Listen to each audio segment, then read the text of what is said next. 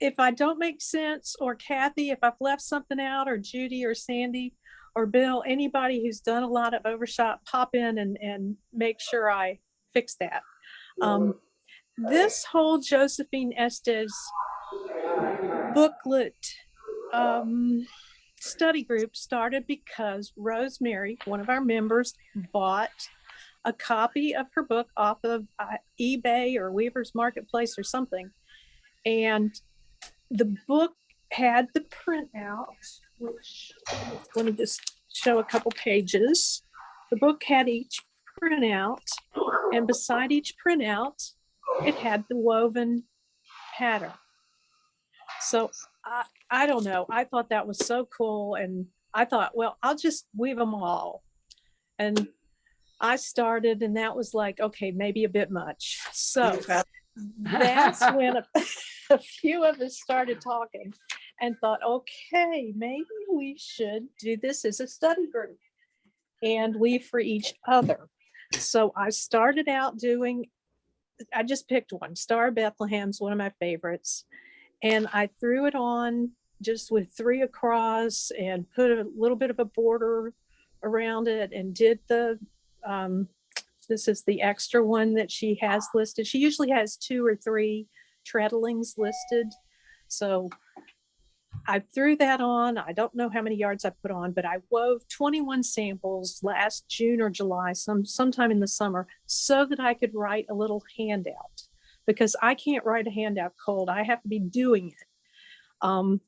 So I did one set that way, using up some, leftover bobbins.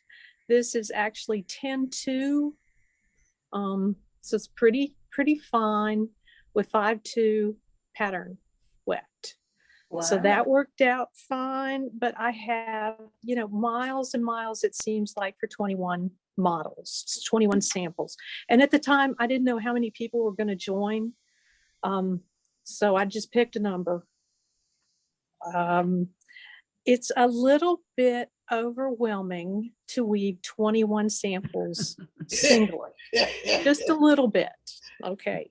So Ingrid started saying, well, I'm just going to put on a whole bunch of them and cut them up. So I thought, oh, that's just so smart, Ingrid. Why didn't I think of that? So here we have, and let's see, 2 samples of the Flower of Flanders, which was the next one I put on, separated with some plain weave, just 1-2, 1-2, in a slightly different color, so I can tell, what to cut. So I've got, as I'm weaving the treadlings, then I have a sample on the left and a sample on the right. Whoops, I've got that. There we go. And I've got them upside down, but that's okay. And then I stitched up this region right here, which is sort of like a weird looking region. I stitched on the left of it with a straight stitch on my sewing machine, and I stitched on the right of it with a straight stitch and just cut down the middle. And I took one of them off to check it to see if it looked okay. And I think it's all right. I mean, you can tell that I've cut there and sewn it, but hopefully this is okay. So I just wanted to mention that if you feel a little overwhelmed at weaving 21 single samples, double it up. Or like Ingrid did, I think she did like triple or quadruple. Ingrid's laughing, but it was a fine idea, Ingrid. Okay, so that's my green stripe here. And I wanted to mention that before I talked about weaving. Kathy and I took Janet Dawson's, let's see, what is it? Overshot Unraveled, which is her beginning Overshot class, about a year ago, maybe. And it was amazing. I learned so much. I had to study. I thought, oh, I know plenty about Overshot. I've done it for years, but I didn't. So Janet did a really nice class. Then she did this year, let's see, Overshot Departures. And that takes different treadlings that you can do of overshot. And we'll talk about that in a minute. But I just wanted to take a minute and say, if you ever get a chance to take that class, it was a lot of work and well worth it. Okay, so I'm just going to start first with, say you have your own pattern from hand woven that they've already figured out for you, and you've threaded it and you're ready to weave. You don't have to know a whole lot about overshot to do that. You have to know a little bit. So here's the little bit you need to know. You need to have a fine thread for the warp and ground weft, background weft. With overshot, you have the pattern floats, that's the main pattern. You have background, which is the off-white here. And you have sort of half and half, like this block right here, the half tones. So for your background and your warp, you usually use the same size thread. I've got 10-2 on this one. I've given you a little chart with the 3 that I've tried that I know work. There are many that work. Those are just the 3 I've tried. So I've got my 10-2 here. Then you have pattern thread, which needs to be twice as thick. And somehow I've unthreaded. Hold on. I sat here and played with it while we were talking. There we go. Okay, so you've got your pattern thread. This one is 5-2 in a dark blue. Now, if I make my warp thread match the background thread, I get, and since mine is white or natural, you get this look with the pattern thread being the color and white being the background. If you want to snazz it up a little bit, and somewhere here I have, okay, for the first one of these right here that you're seeing, instead of using the white or off-white, I used a color. So I used this 10-2 in a purpley periwinkle. And it just makes a really interesting look. It's not quite as dark because you're doing it across white or natural, but it really makes a neat look. So you can get different looks with your overshot. Okay, but for this one, so that you can tell background pattern, I'm using the white to match my weft. Okay, I always start on the left. I don't know why. It just works for me. So I've got my background thread. I've woven a little bit of plain weave, and my plain weave is set up on the left. Let's see. I don't know if I can get it down there. My plain weave is set up on the left, my left side and my right side. I've got them in sort of hot pink there. And then my pattern weft is set up for my right foot. And I've got it labeled A, B, C, D. You can label it 1, 2, 3, 4, whatever you want. I tend to put a felt pad on B and B, my tabby B and my B, so that I don't have to look so much. When it helps me keep my spot with my feet. Yesterday, I kept hitting the brake instead of D, and I did not want to do that today. So I put another little pad on D so I don't hit my brake for D. It gives me a guide. Okay, let's see if I can weave with the iPad in my face. All right, so I've got my hem here, or my divider with plain weave. And I write mine out in my own little style. You use whatever you want, but I'm just going to read mine. And I start with A, which is, let's see if we can see it. Sorry, I'm on the wrong one. My A, which is 1, 2 down and 3, 4 up. So I'm going to hit my treadle A once because that's what my pattern tells me. All right, and we'll talk about how you write out your pattern in a little bit. Okay, so I start again from the left. I've got my, let's get that over just a little more so you can see. All right, there we go, get A. And I've got floating selvages on mine. That Sandy was telling me she doesn't always use floating selvages and it works beautifully. I usually use floating selvages. Okay, so there I just threw my A.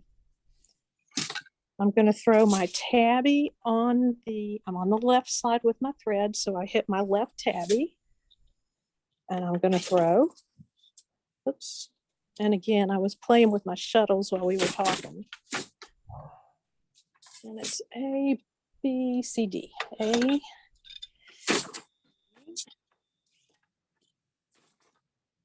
C. Okay, let's see. And you're running 2 shuttles at once. Now, some of you are perfectly happy with running 2 shuttles at once. Some of you will get a little bit annoyed. Let's see. When I run 2 shuttles at once, I usually, oops, yep, no, right. I don't know if I can weave and talk at the same time. I usually put the shuttle I just used towards me. It depends on the pattern though, but this particular one works out well either way because you've got floating selvages. A, B, C, D. Now I'm automatically, for those of you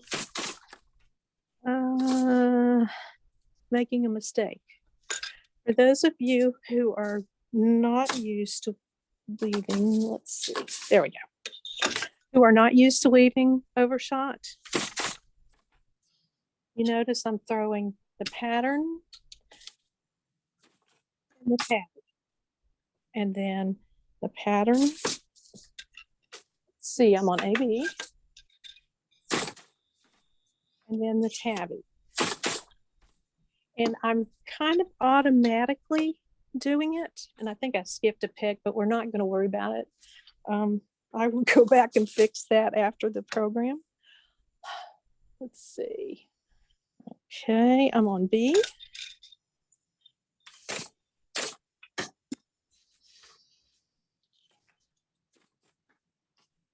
And then the next part says I need to do 3 of C. So 1,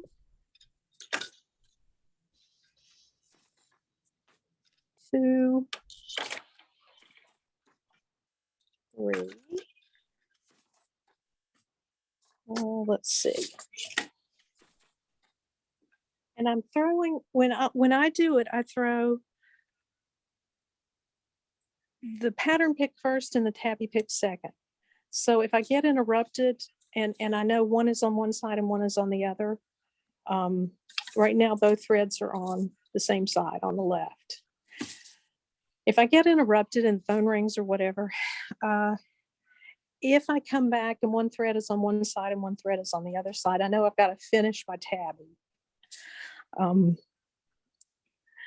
Okay, for those of you new to Overshot, does this make sense? I need to have some feedback here.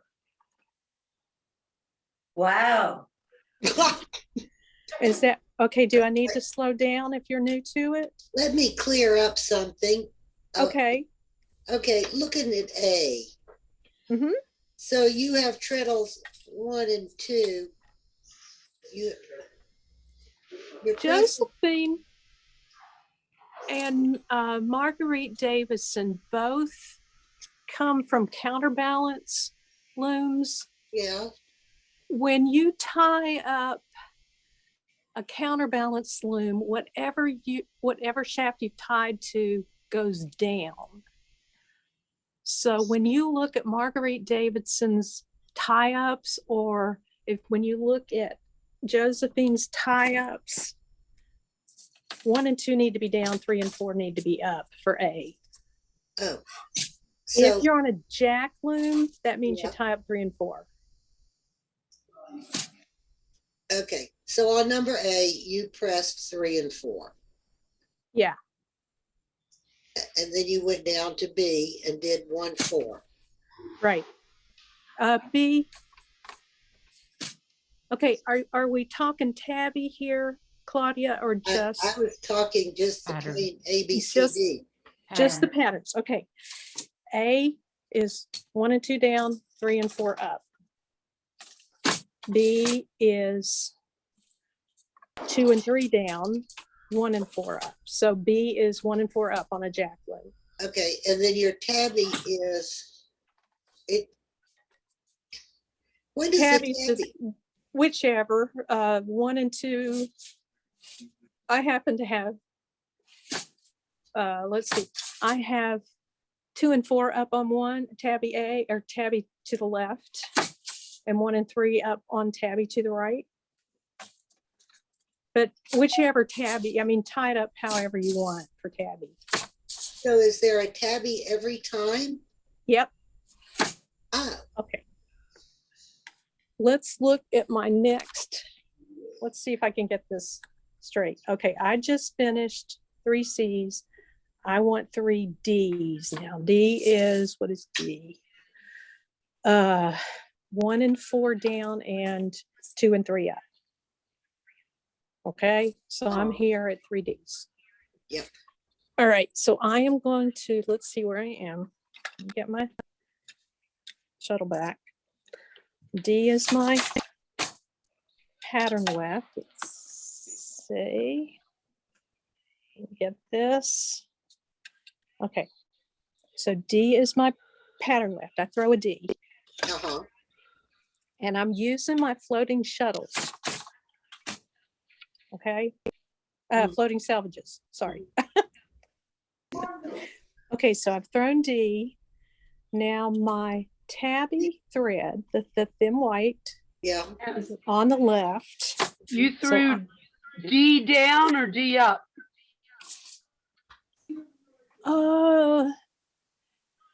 It's actually both, Liz. D is, let's see, what is D? Hold on.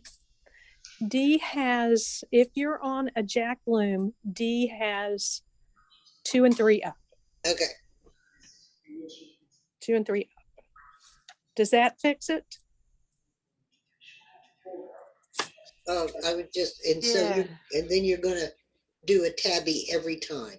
Every time. And you want to alternate your tabbies. Okay, so my tabby here is on the left. So I hit my leftmost tabby, which happens to be on mine. It doesn't matter about the 2 tabbies. Just Yeah. do 1 and 3 and 2 and 4 alternating. Okay, My tabby on the left happens to be 2 and 4 up. So I'm going to Okay. throw that. Beat. I'm going to do another D with the color thread, pattern uh-huh, thread. Claudia, the tabby's just like weaving plain weave cloth. right. Yeah, I was And just then- wondered why you have a tabby every other time. to hold the floats down Yep. pattern, Okay, because there can be some long floats in Overshot. gotcha. Thank you. Yep. You're welcome. So you really have to think about this as you're doing it. You really do. Yeah, you do. You really do. This is not something you sing along with your favorite album. Okay, I'm looking at your finished pattern there Okay. down in the left corner. And you see the little baby blue the biggest patterns. You don't see any tabby in them. You're talking this one, right? The dark one? Yeah. On my tabby, I used a darker. Okay. So that's why it isn't showing It's not inside. showing there. Inside. Right. You But won't see it in for the those videos. big block parts, it's not going to show either because you're using a fatter pattern thread, Uh-huh. and so it's going to kind of Block float it. over top of Gotcha. the thin weft tabby. Okay. Well, And it just, that's how you get your pattern, those yeah. floats that go over Uh-huh. the others. Yeah. Okay. And then it thank goes you. under. And if I looked on the back, you would see, you would see the solid green on the back of this one, Yeah. right there. Uh-huh. But where you see partials, like right here, Yeah. half and half, sort of, those are the half tones, and it would look the same on the other side pretty much. Uh-huh. Okay.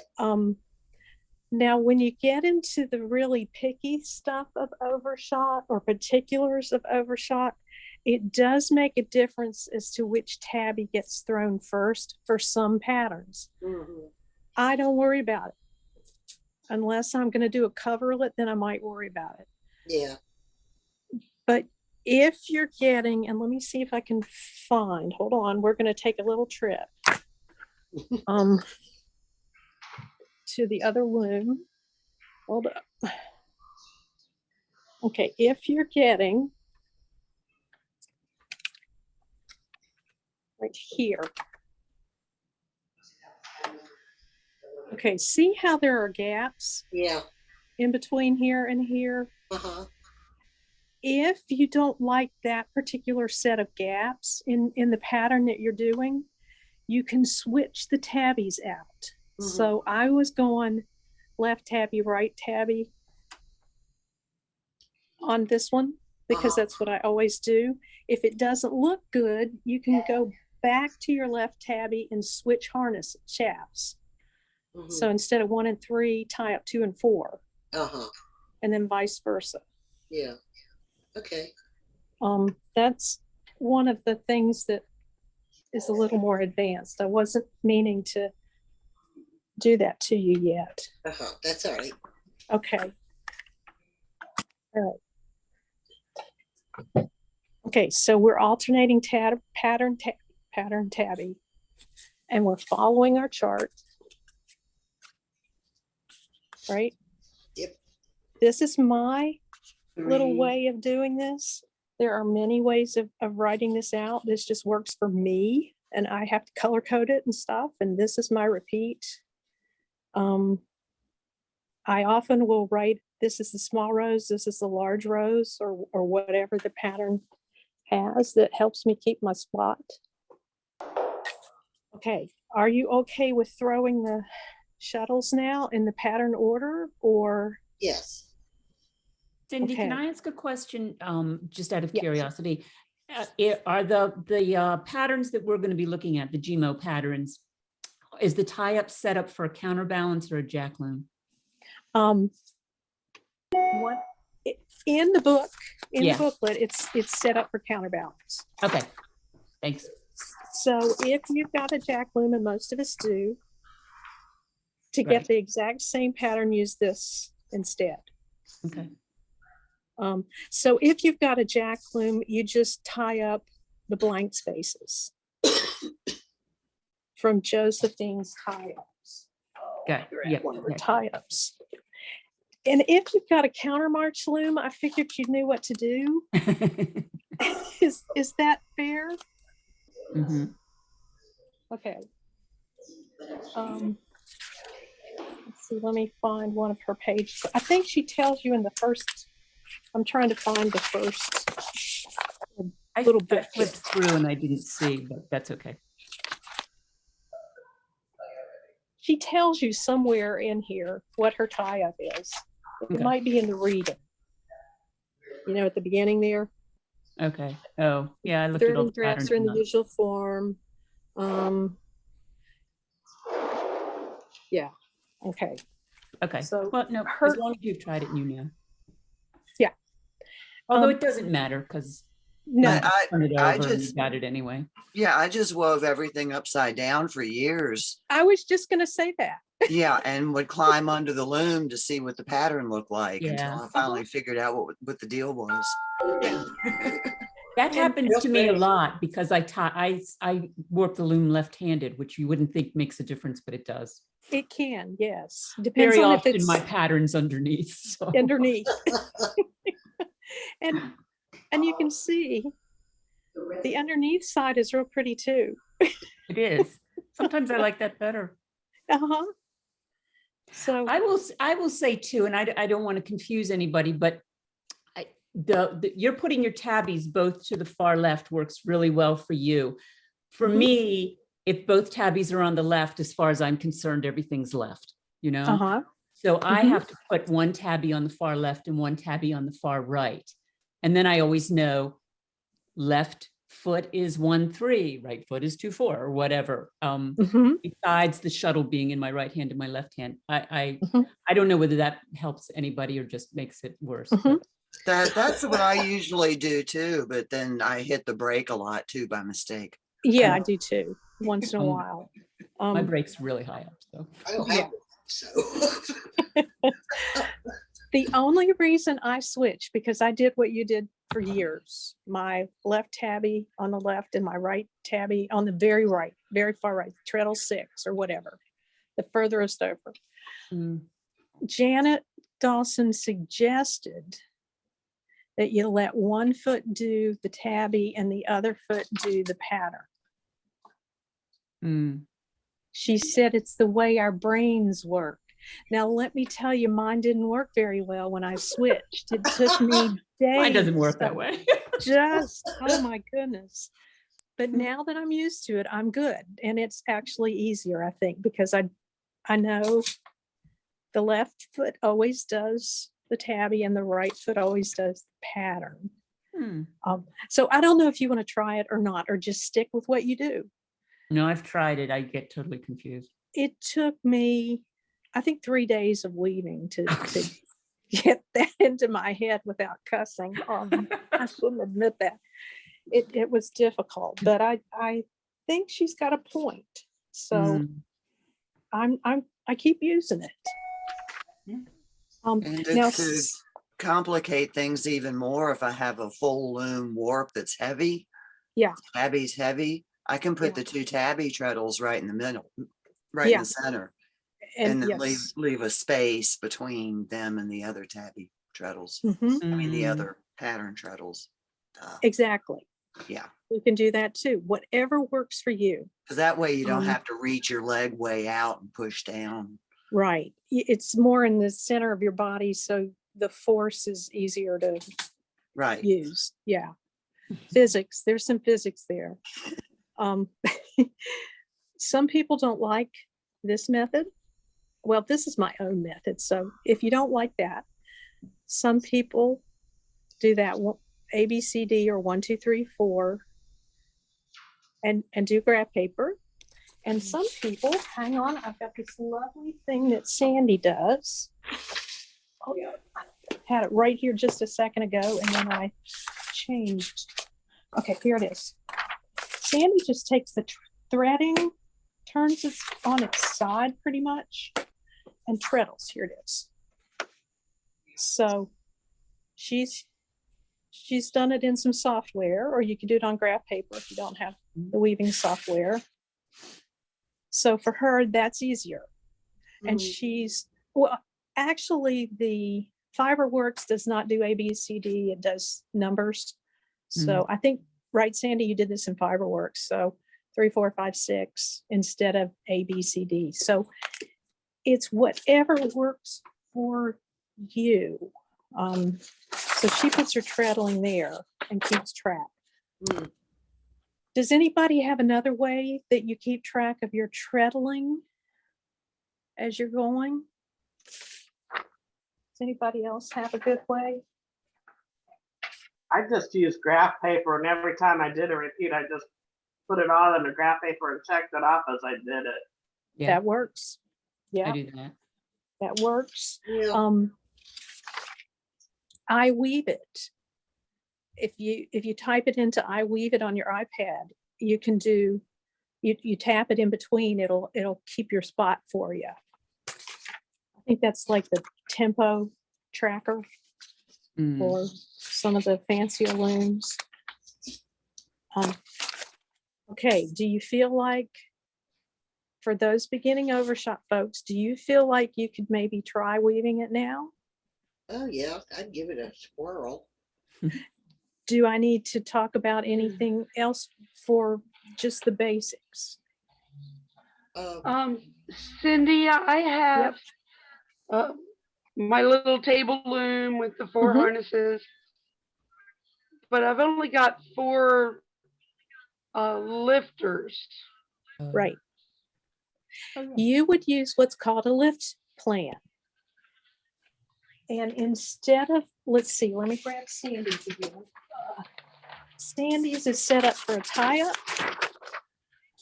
So her shaft 3 lifts whatever, 3 and 4 up.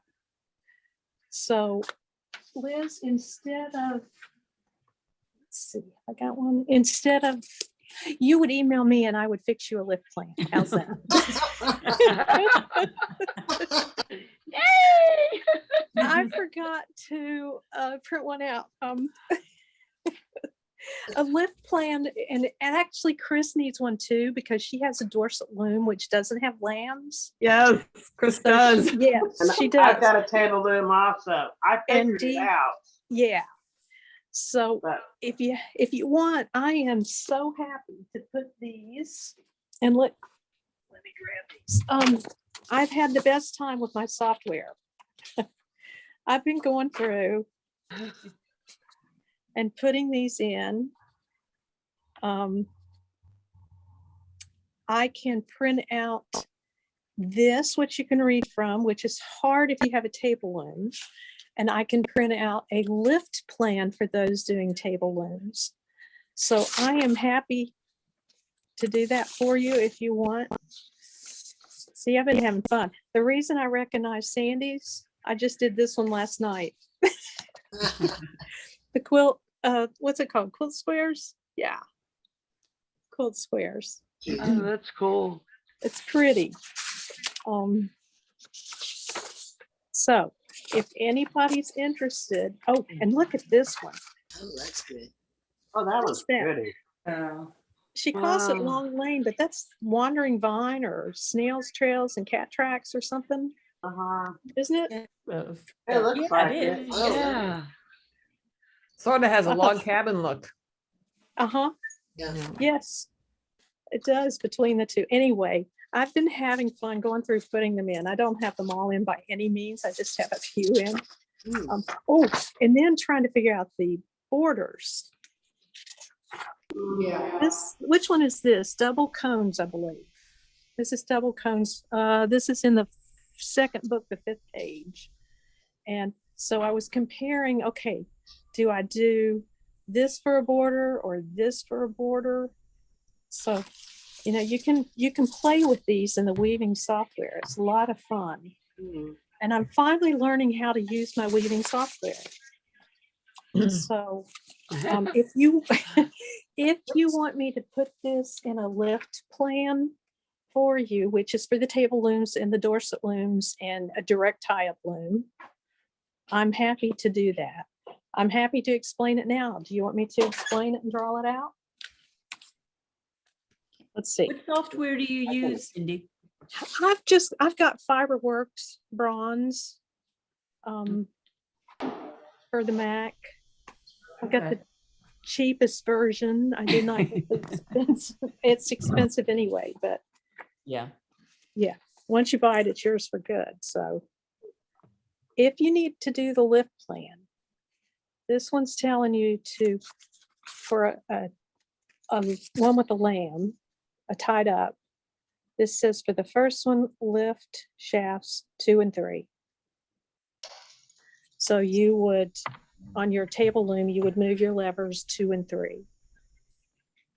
And then the second one tells you, I lost my spot. Okay, the second one tells you to lift, let's say this one, which is 1 and 2. So you would move 1 and 2. And Gotcha. 1 and 2 and 1 and 2 and 1 and 2. And then this one is D. So it's telling you to move 1 and 4. And it's a little harder to read for a table in this way. So I usually do write it out in the lift plan format. May I ask a question? Yep. So all those look like they are 6 shafts. Will it work for, mine's a 4 shaft loom, so Mhm. how will It that will- work? It will work because this, oh, I'm so glad you asked that. Yeah, because I was gonna ask the same question. All right. All right. This leads me into, and let me just grab one of these, any one of these. If you look at the threading, we're just looking at the threading, which shaft 1, shaft 2, shaft 3, shaft 4, Mhm. right? 1, 2, 3, 2, 3, 4, 3, 4, 1, 4. It's going even, odd, even, odd, even, odd, even, odd, even, odd. Are Mhm. you seeing what I mean by even and Yes. odd? Yes. Shaft numbers. Yes. Overshot does that. If it wouldn't matter which pattern I grabbed, it's always even, odd, even, odd, even, odd. Said that wrong, sorry. Even, odd, even, odd, even, odd, even, odd, even, odd, even, odd. When you hit treadles 2 and 4 down, 2 and 4 down, you're going to get, say, all the evens. When you hit treadles 1 and 3 down, or shafts 1 and 3 down or up, Mhm. you're going to get all the odds. Mhm. Okay. So you don't need more than 4 shafts to do overshot. Oh, okay. And it's always built into every pattern, right, Cindy? Every one, D, for overshot, it's always going to have to be, Even Okay. odd. Yeah. That was my question, because my brain was sitting looking at my pattern and going, how the heck Yeah. am I gonna get tabby out of that? And I just couldn't make sense out of it. you're just going to hit your 1 and 3. And And yeah, that's going to give you one set, and then 2 and 4 will give you the other set. So 1 and 3 will Yeah. say give you odds, I and 2 knew and I was 4 give always you say getting- evens. I knew I was always getting tabby, but I wasn't quite sure how I was getting it. That's the, yeah, and That's it. the Okay, part- thank you. Mhm. And that's the part about overshot I didn't quite follow until Janet mentioned it actually over and over and over until we got it. Uh-huh. That makes total sense now. I won't hurt my brain trying to figure it out anymore. Okay. So Okay. I have one more question related to that. Okay. So when you are tying up, you are actually doing the job of using 2 feet by tying the 2 shafts together to go up at the same, or down at the same time. Yes. Okay. So 1 foot on this particular loom. Let me take this off the thing. On this loom, when I hit my left, oops, I don't know where my camera is on this thing. And you can't see well. There we go. So when I hit 1 pedal, 2 things are going up, Chris. Right. And 2 things are staying down. You can't really see that one because the one in the front's a little bit higher. Oh, right. With a jack loom, with a jack loom, you can actually tie up 3 to go up, or just 1 to go up, or 2 to go up.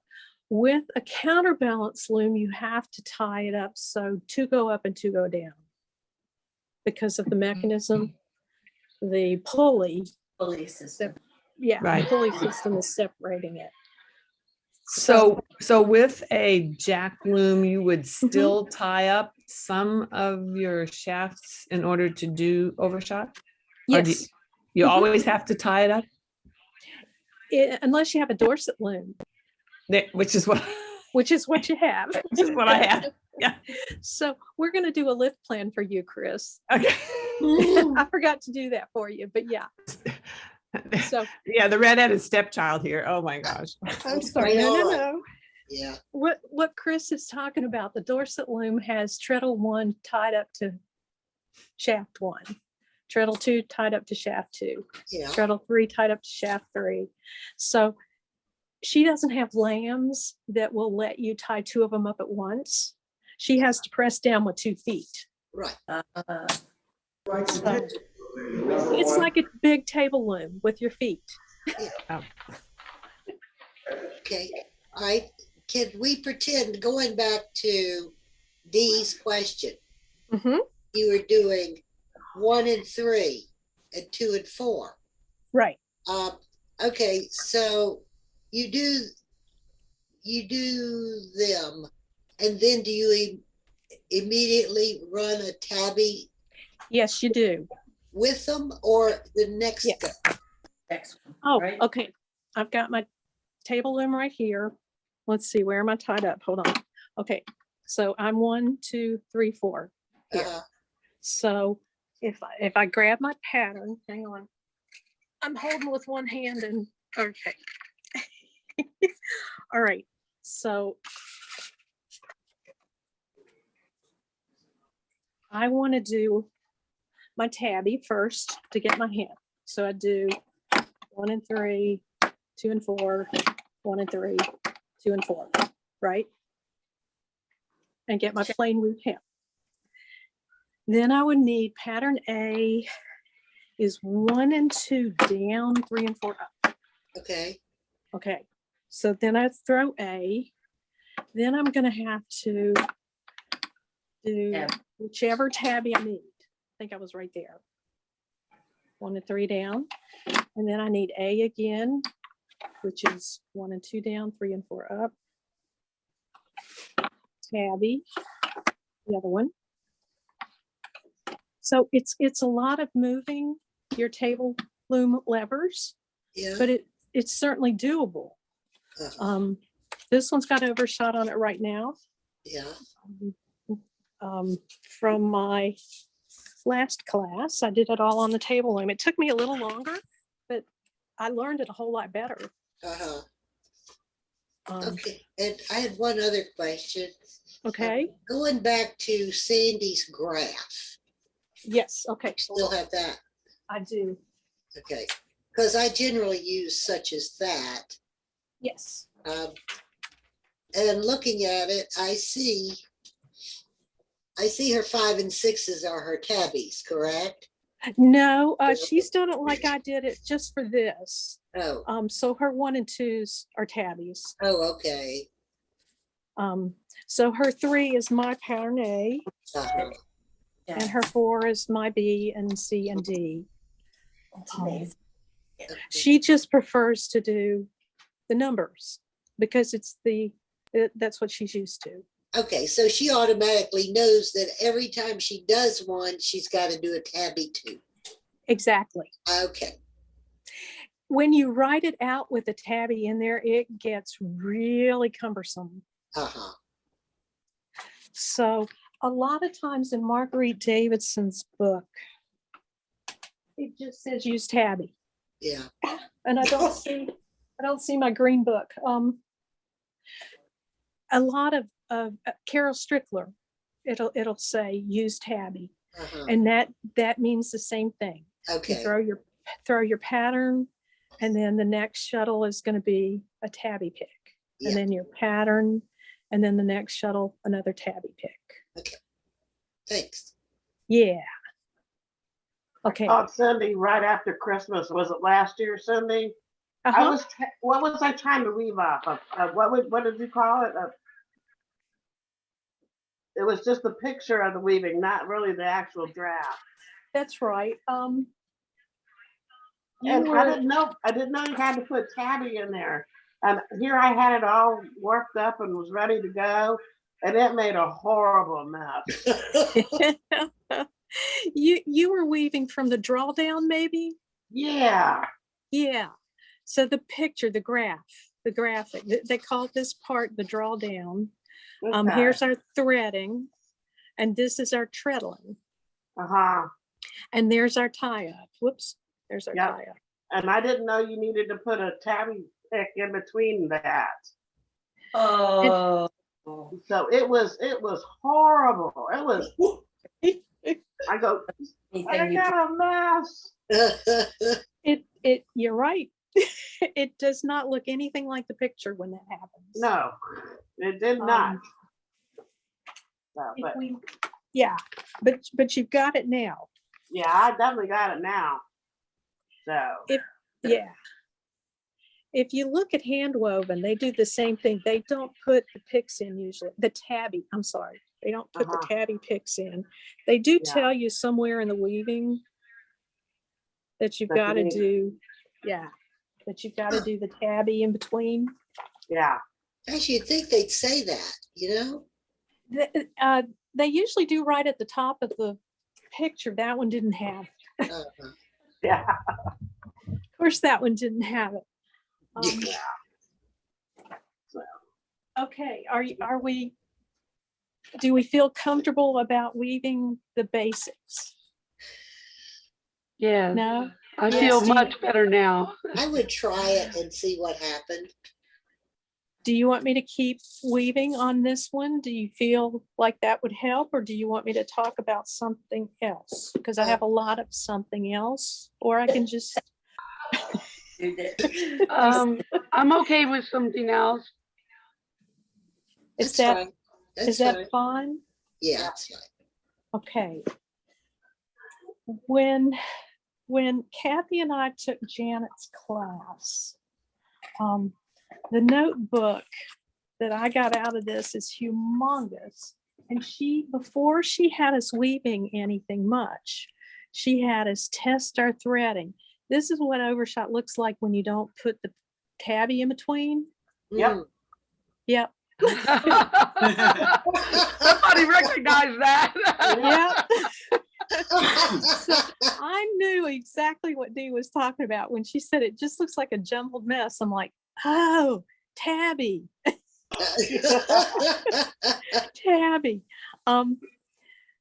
She also had us, and this is a really interesting thing she had us do, a bunch of the first pick so that we could kind of see these are the halftones.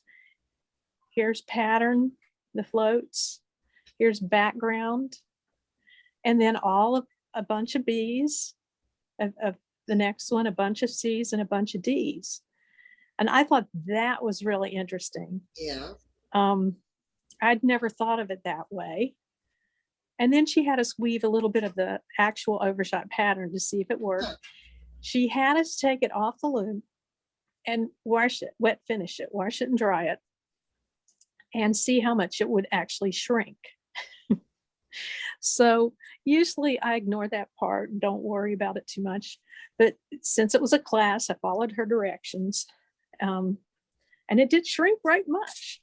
Uh-huh. She also had us, and I know Ingrid sometimes has said in the past, stick a 45-degree angle down and see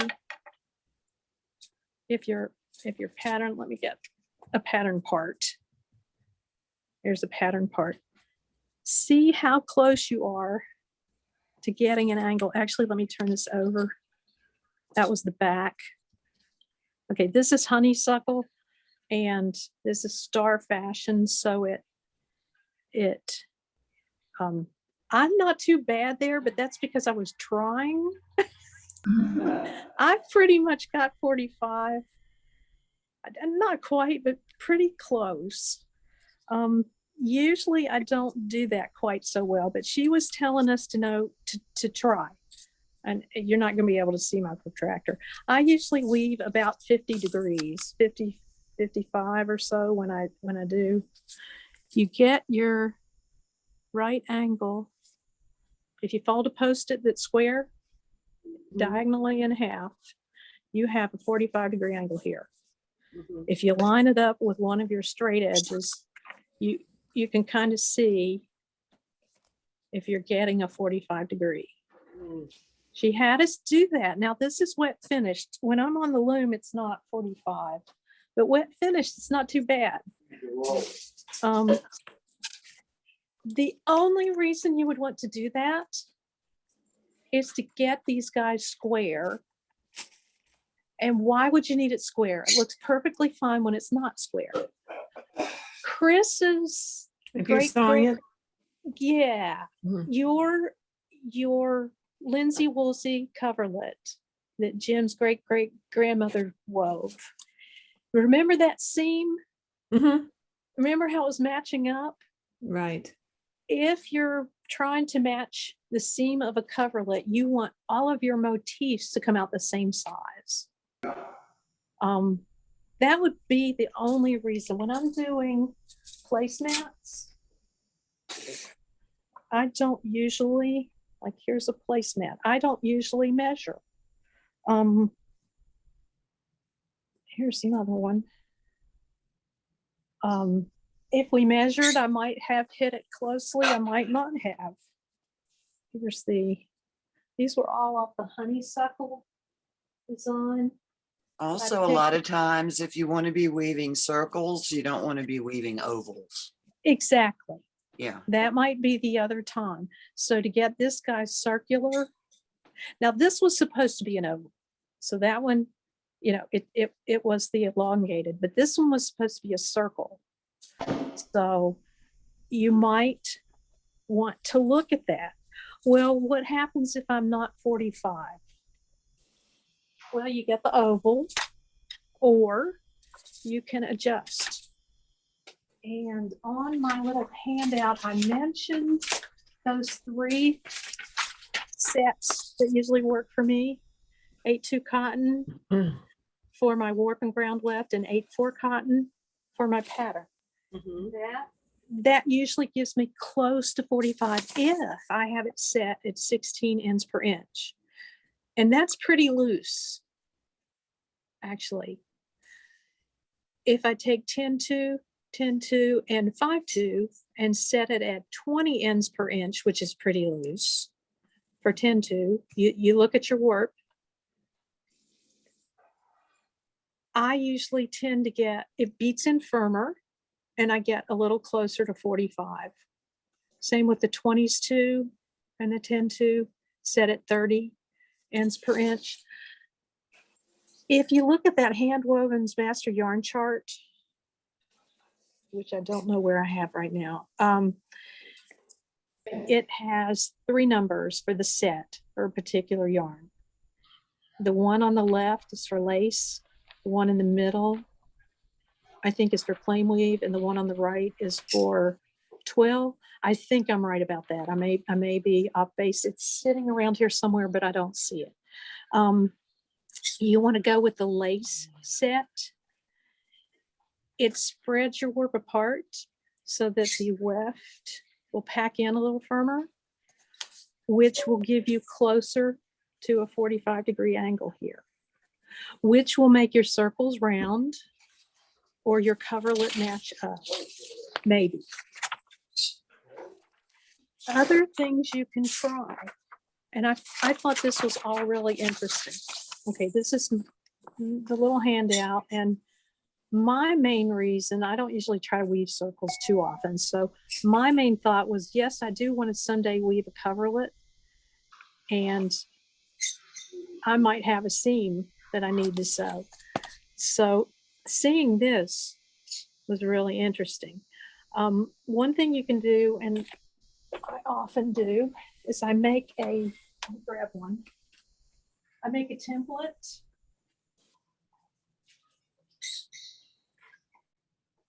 I take ribbon and the back of ribbon and I write on it. and I put dividers where I have. So if on this pattern, I would take and make marks, maybe here for the center or something, and try that. That helps you stay consistent. Another way to if your angle's too steep, spread out the set, make it even further apart. If your angle's too low, if you're not going to get it looking very pretty, if it's too low, then you need to bring it back together a little more. The one thing I do on this little loom, this is my Wolf Pup, which is a fairly lightweight loom. I have to double beat on this one. And I've noticed it does better if I double beat the first time open and then the second time with the shed closed. Another thing you can try is to beat harder, but that only goes so far. You can go faster moving the beater bar, and that force, there's little physics there. The force will beat it in steeper or firmer. So there are things you can try if you want to get that circle round, or if you want to get the exact same thing every time, or you can enjoy what you've got. That's my last one right there because it looks so pretty. Yeah. I have a very, very early in my weaving career oval circle pillow that I'm quite proud of it, you know. Exactly. Yeah. You're right, Debbie. Good. Are you guys reeling? Are you okay to go a little further, or? Sure. Okay. It's up to you. You might get tired of talking. I'm never tired of talking. Oh, okay. You just have to tell me to stop. Another thing in Overshot, you have, if you take the treadling directly from the threading, you get what's called star fashion. And if you look at these two are star fashion and rose fashion. If you look at star fashion, it has diagonals. It looks sort of star-like. And the way to get the treadling for this one is almost trumpets writ, which is take it directly from the threading. There's a little twist with Overshot, but basically it's from the threading. You get star fashion, which is really cool. If you take star fashion and reverse the sets of 2 blocks, so maybe you reverse B and C and then A and D, or it depends on the pattern. There's a little guide for that. You're going to get rose fashion, and they look like roses. And I did pick this one because the star fashion looks like stars and the rose fashion looks like roses. So I figured that would be nice and clear. If I grab, Helene Brett wrote a book, actually it's 2 books. The coverlet book, part 1 and part 2. This is book part 1, is the 4 shaft mostly. If I look, it's page after page of just coverlet after coverlet. Oops. And descriptions and threading, if you can read that small. These are called tables, usually, these kind of squarish rectangular things, table. She has all it's just amazing.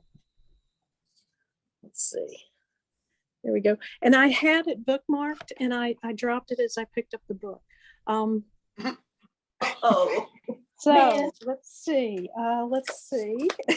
if I can find it real fast. I'm just looking for star fashion versus thank you. Hey. rose fashion. Actually, I know Those are big books too. they're huge. They're very heavy.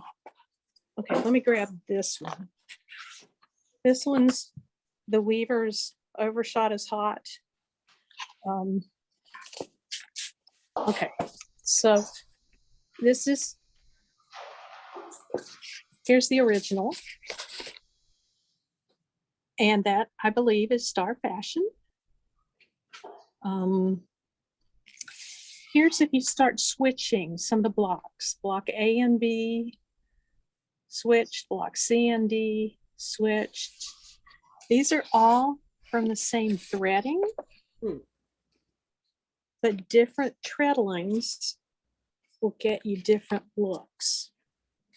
And the reason I kind of think Janet had us do the A's and B's and C's and D's instead of treadle 1, 2, 3, 4 is because when they talk overshot, they use block A, block B, block C, block D, and then they talk about transposing or flipping 2 of them and getting this look, flipping 2 of them and getting this look.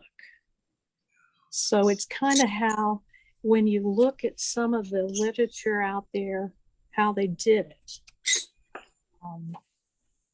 If I look at Mary Megas, I guess I'm saying that right, Mary Megas Atwater. I'm not sure I'm saying her middle name right, or her maiden name right. It's this one, the Shuttlecraft Book of American Hand Weaving. She has the best overshot in here. You just grab one of them. Okay, I just flipped to a page. And if you notice, okay, we've got trouble here. The trouble is they only put the threading and let you figure out the treadling for the most part. Now, some of her stuff says, and let me grab one of the pages.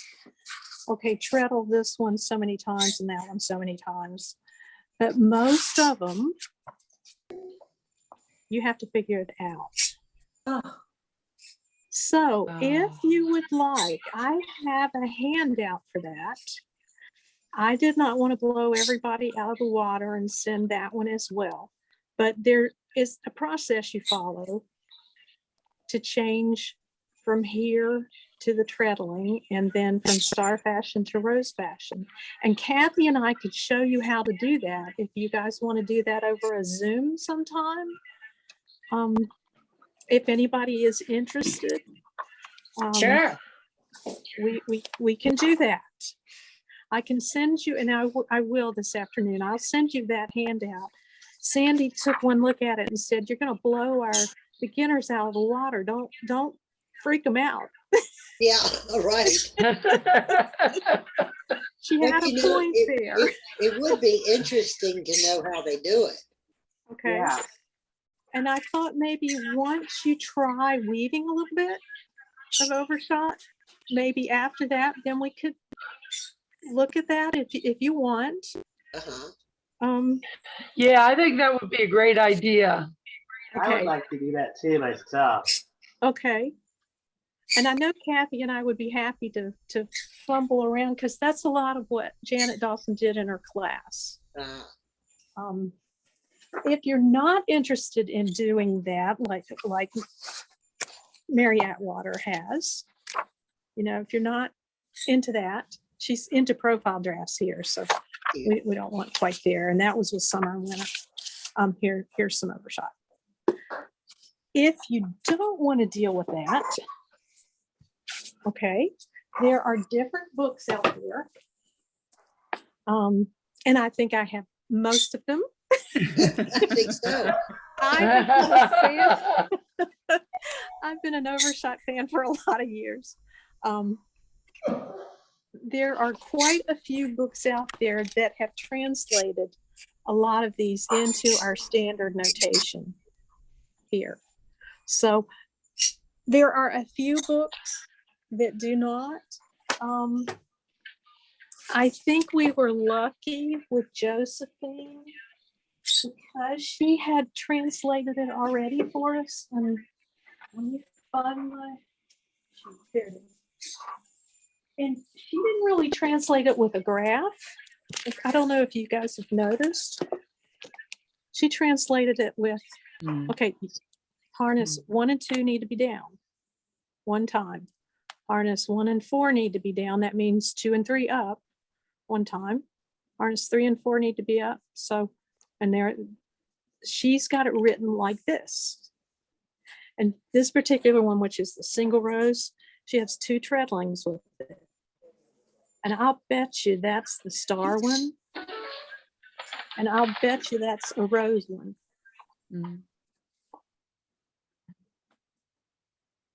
So luckily Josephine did that much for us. Some of the big one only has like one treadling. Church windows only had one treadling. This one is square and compass. And as I put a few of these into the software, the square and compass is really cool. I was thinking, oh, I have got to do that sometime. Of course, I'm not going to be able to find it. There's church windows. Isn't that cool? Yeah. That is cool. Here's square and compass. So this is Josephine's pattern. Oops, that one. Square and compass. Twice. Threaded it 2 times and treadled it 2 times. It just looks so much prettier in this format. Although it's perfectly pretty in that format, I just don't always see the whole picture Yeah. with just the part. Mm. I see the picture better with a full drawdown, maybe. That's just me. Okay. So, wait a minute. Questions? Is Dave taping this? Because I didn't get here till late. Oh. Yes. Hi, Rosemary. This is all your Hey. fault, by the way. Good. So it's going to be up on the YouTube and I can look at it from the beginning, right? Yes. Good. Okay, I've talked a lot. Do you want me to stop? Are we ready? Are we done? Do we want to go on and talk about the history? I sent you a little bit of history. I was just fascinated with that. That was interesting.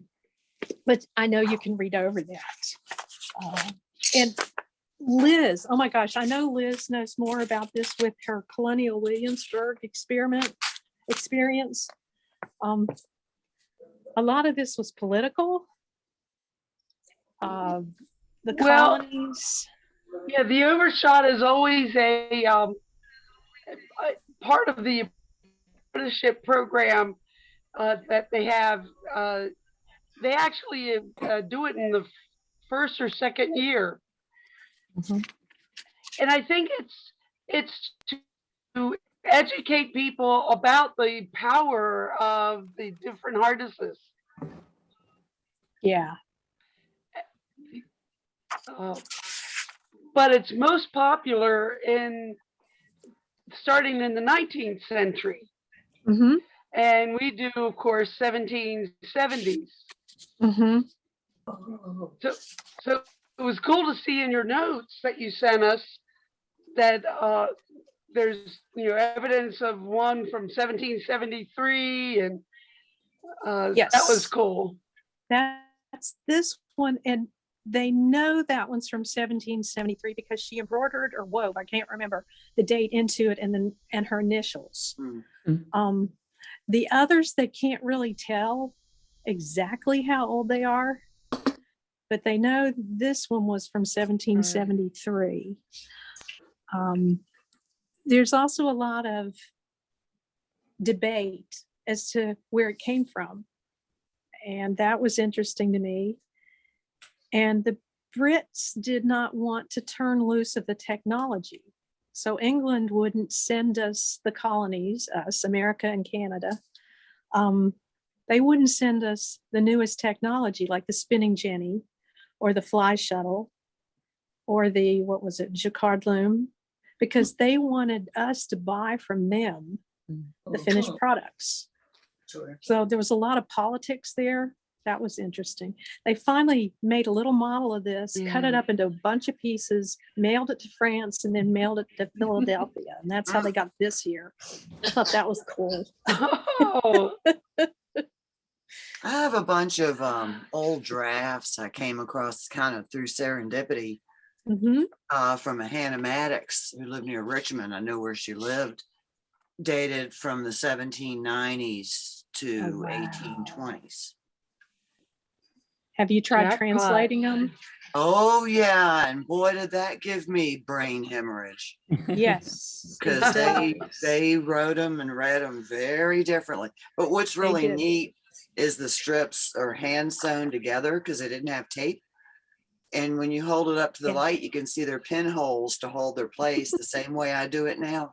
Yep. But That's yeah, neat. I can share some of those eventually. That would be neat. But that was, right outside of Richmond. So that's kind of cool. That is I see cool. it. Go on the website, you got the translations. There are so many people that helped us collect some of these old drafts. I can talk about that for a minute, or we can just stop. What do you guys think? I think that'd be interesting. Well, okay, I'll spend a minute. Well, and I'm not real sure what I should do with these. I mean, they're in an archival protection box, but You know, we just should have find 'em. out, Debbie. I don't know Yeah. either. Yeah. Virginia One- Quilt Museum, some of the things that preserve textiles. I don't know. Gay McNeary would know, McCleary. Oh shoot, I've forgotten her name. She taught at MAFA. I will email her and ask her, Debbie. I think that we're all going to check out and go over all the stuff that we've got on the tables here, but thank you for letting us join you Okay. and All right. overshotting away. Okay, wonderful, Thank you Judy. so much, Cindy. Yeah, you're welcome. Bye, Oh, guys. Judy, did you get the text I sent you with the woman that makes the Yes, I did. or pothole? I Okay. did. Okay. She's out of them now, but I'll get them when she has it. Yeah, Thank you. keep an eye. She'll let you know when she's got them. You're welcome. Take care.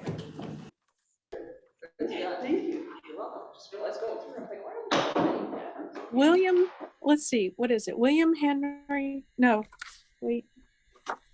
Hold on, I should know his name. William Rose Henry guy. Harrison Rose. Yeah, the Rose guy, William Henry Harrison Rose. 17 something to 18 something. I have it all down. Nope, sorry. It's 1839 to 1913. There we go. He did not care for the Industrial Revolution.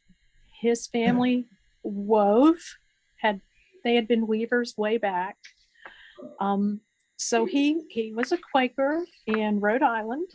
He and his sister wove in the old-fashioned style with their 4 shaft looms, counterbalance, and went around the area selling their wares and weaving for people in the old manner. He sort of started the American hand weaving revival, but he collected quite a few patterns dating back to the 1700s, with some, I think, were his earliest ones. I think all of the ones in this book are overshot, almost all. And in that book, I managed to find one sentence that was critical that gave me the clue to how to interpret these old drafts. Because, and she writes them in the old style, Debbie. This Mhm. was the lady, the author. She printed them the way Weaver Rose wrote them. Mhm. And you're right, there is one sentence in there on how to do it. But the cool thing is, he left his bulk of the work that he and his sister had collected to Laura Allen, who left her scrapbooks and all of the patterns she had collected from across the country to Marguerite Davison Mhm. and Mary Atwater. So he sort of started the collecting of the old patterns, passed it on to another lady, Laura Allen. When she passed away, Marguerite Davison purchased her boxes of patterns and samples. And so we come to know our green book with all sorts of really wonderful old patterns that Marguerite Davidson wrote, kind of came down the line from Weaver Rose and from Laura Allen and from Josephine. I couldn't find much about Josephine. I could not find any history much about her, except she was a member of the Boston Weaving Guild. And when she passed away, she willed the handouts that we're using, the books that we're using, the 2 booklets, she willed it to the Weaving Guild. So that was pretty cool. She started miniaturizing, this is Josephine Estes, she started miniaturizing the Overshot patterns because it was during the Depression and people could not afford to buy large weavings. So she miniaturized things so that she could make little things to sell with her weaving. So I thought that was fascinating. She actually That's clever. taught, yeah. And she actually, Dollhouse coverlets, exactly. rugs. In fact, there's a little book of that. Yeah.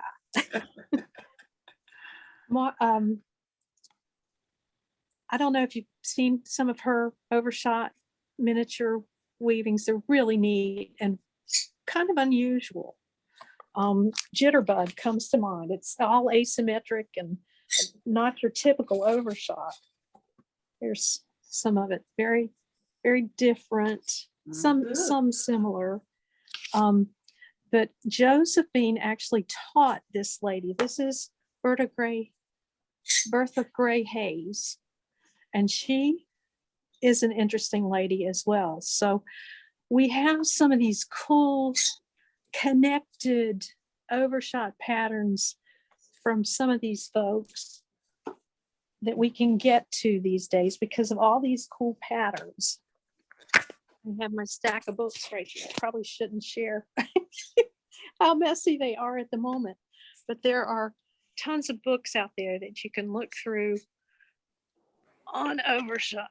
This one being one of my favorites, mainly because one of these days I want to weave something coverlet like one of these days. I don't know when or what, but it's going to happen. It will. I have faith in you. Thanks. This one I think is I think this is the Berea sunflower in the Green Book. I always love that. And here's the Mexican rose or blooming leaf. So there's so much we can do with this, and I got so excited, and I've given you so much. And let me turn the camera around because I think I'm done talking. I love those blooming leaves. Those are like magic. That just fascinated me. They really are. Yeah. Those are the radiant patterns. Everybody in my family has a little tiny pillow. I wove a bunch of samples, and my nephews, everybody got this little tiny pillow and just one of those patterns, and they all still have them. Nice. That's cool. If anybody has this one, another Helene Brest book, she has a whole chapter on the ins and outs and Overshot. And she explains stuff. And I mean, I'd have to study for ages to catch all of her explanations, but there's the kind of blooming leaf shape. Radiating, they call, and wheel or circles, or here's another radiating one. Oh, that looks like Gothic art. Yeah, it does look hard. I don't think it is, but wow. You have to have a big limb to do those bigger patterns on now stuff. You just use finer thread. Yeah, you could. See, you can use sewing thread for your work. Yeah, I don't know if my eyes could hold out that, but Margie Thompson actually does use sewing thread. Yeah. Really? Like, yes, for Overshot. She had somebody hire her to weave to weave a headliner in a car with Overshot with sewing thread. Yeah. And I'm like, you're Oh. kidding me. Oh, man. Oh, no. Which book do you like the best for a beginning person? A beginning Overshot. Okay. There are a couple. Ooh, hold up. Right here.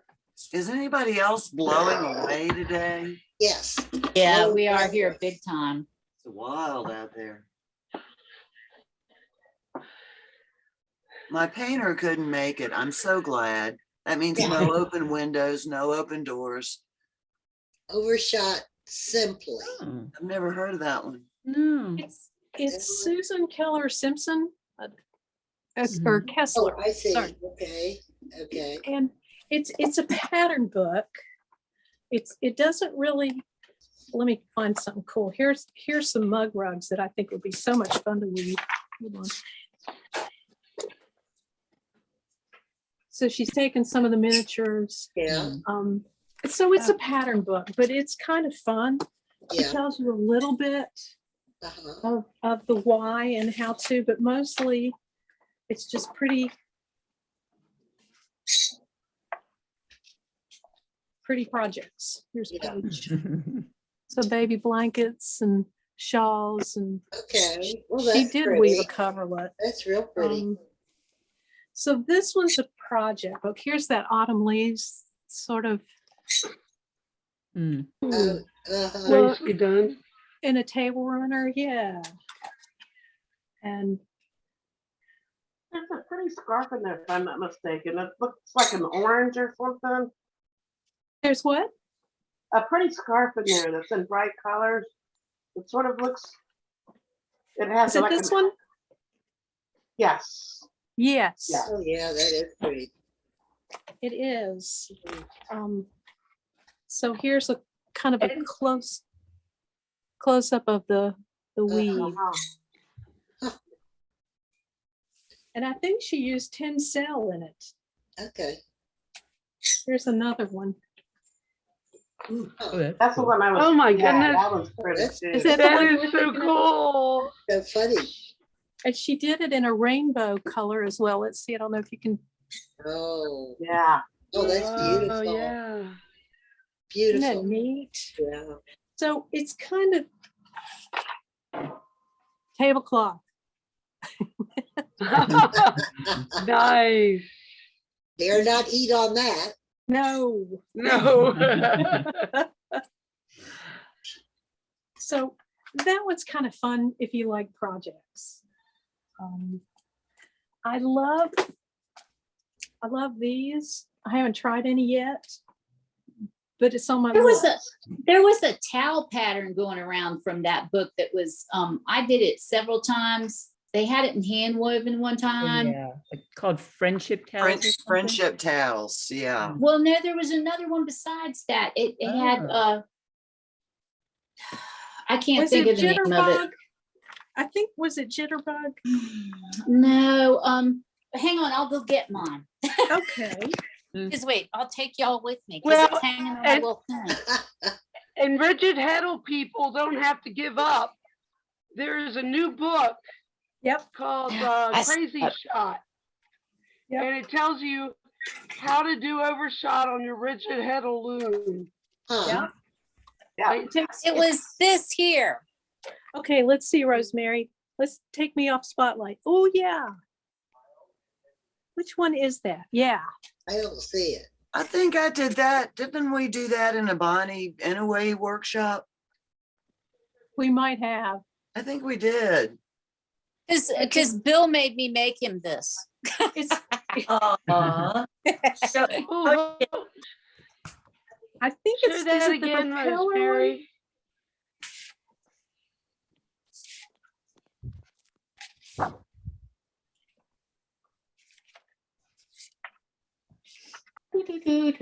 There you go. Yes, thank you. Hold What still. now? Vertigo. We all have to vertigo. remember to be quiet.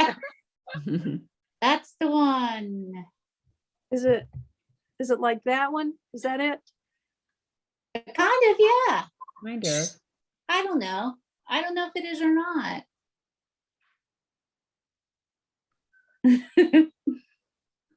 I'm not sure either. This one's called Love it. Hazelwood. Let's see if I can find. This was done by her weaving guild. Somebody Oh, okay. found her shoebox of these cards. Their weaving guild put this book together. Oh, cool. Like, holy moly.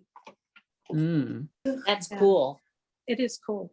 So I got a little sidetracked. Sorry.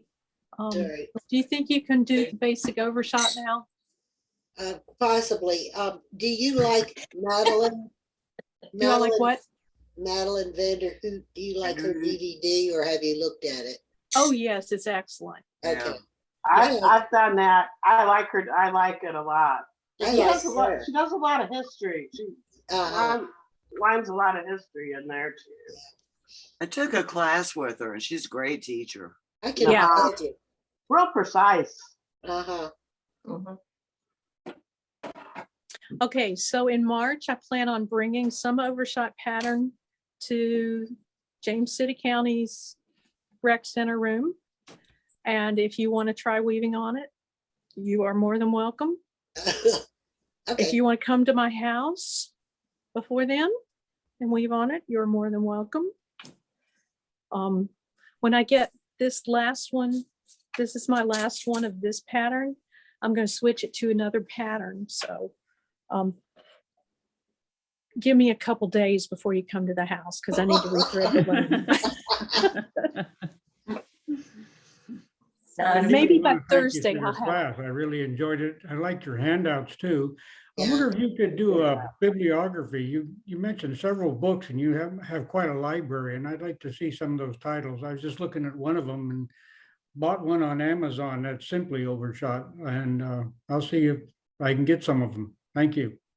Yes, Bill, Yeah. and I sort of put a list on one of the pages. Did it not get to you guys? Page 5. Yeah, page 5. Yeah. Oh, page 5, okay. Yeah, because I tried to list everything that I could find online. Oh, online, there's a really cool free one. This one. In fact, it's the same, it's the blooming leaf.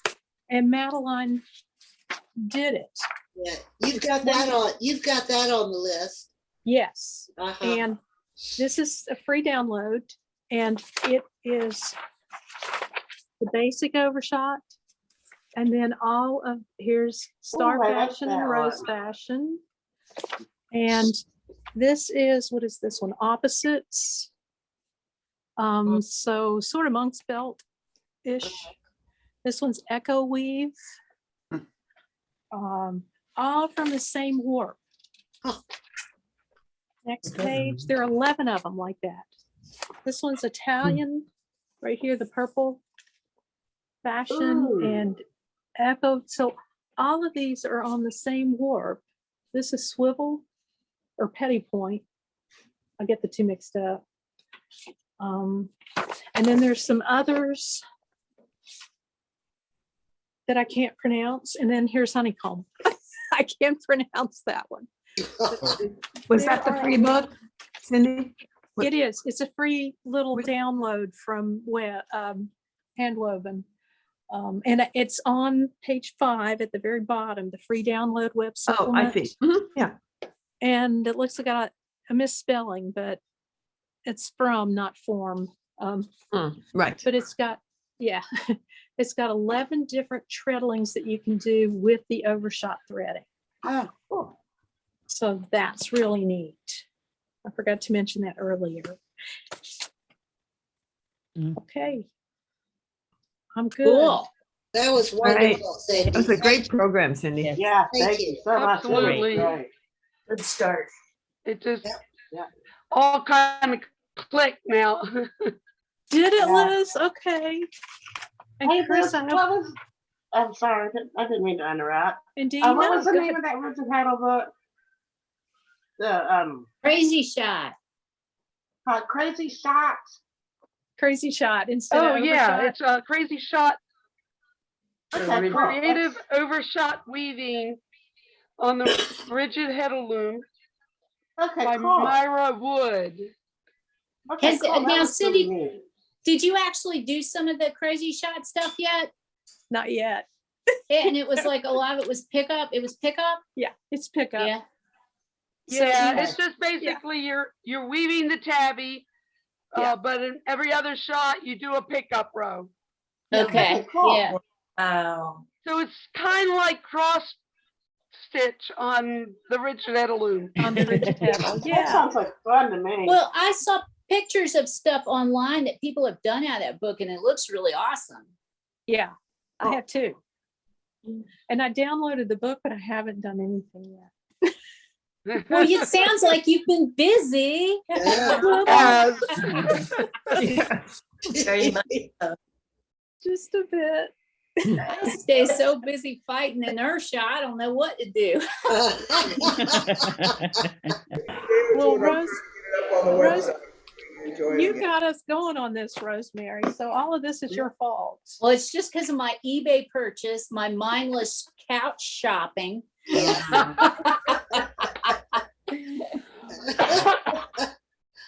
Oh, Which man. we're grateful. Yep. Keep it going. I would love to do my samples like they were in those books I got there. I mean, it almost looks like sewing thread that the woman used to do them. Really?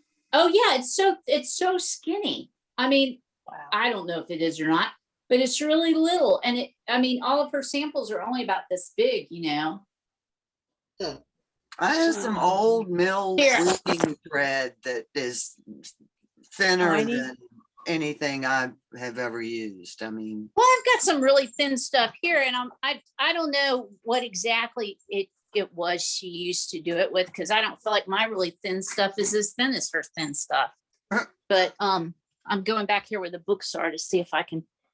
well, you know that I think the Egyptians used to weave sails and stuff with thinner stuff than we can even spin these days. I mean, look at that. It like that. This is like a regular page, and It's that little tiny. sample gets the whole thing in there. Hey, And that little see? sample looks like it has 3 repeats, doesn't it? It does. Yeah. Wow. That's really fine. Yeah. ooh. And like, look at this one. This is impressive, I think. Hmm. Oh, that's Oh beautiful. my Uh-huh. goodness. Is that the one you're doing, Marcia? Which one is It that? looks like it's Susan Ross. That's Susan Ross. Yeah. Yeah. Mhm. And they're just really small, but I love them. I think they're really cool. Mhm. All of yours are hand stitched, if I'm not mistaken. Instead Yeah. of zigzagged. I'm afraid you they're guys all are getting hand-stitched. zigzagged from me. This is like one of the Yeah. bigger ones.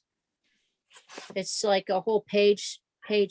Oh, that's the Maltese Wow. cross. Okay. Yeah. But look at that. It's really, really thin. There's my Mhm. finger. There's the thread. Yeah. Good heavens. Cool. Wow. Okay. My. Yeah. I'm What gonna a take treasure off. you got there. Yeah. She Yeah, it does. was off. I got it off eBay.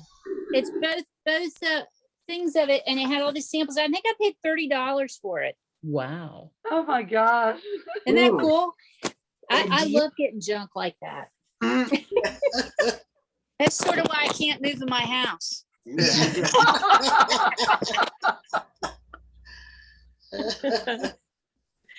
Well, guys, thank you for listening. I Thank you appreciate so it. much. It was great. Cindy, this was wonderful. Thank you so much. Cindy. Yay. That was It went great. better in my head yesterday than it did today. But Are you Oh, kidding? It was great. great. It's You great. did wonderfully. You just tell your head to shut up. okay. Bye, guys. See you Bye-bye. soon. Bye-bye. Thanks everybody at the rec center, and Yeah. Bye-bye, thanks guys. Dave for coordinating everything. Yeah. Yeah. And so long to the northerners. Yes. Bye, y'all. All right, bye-bye. Come back again.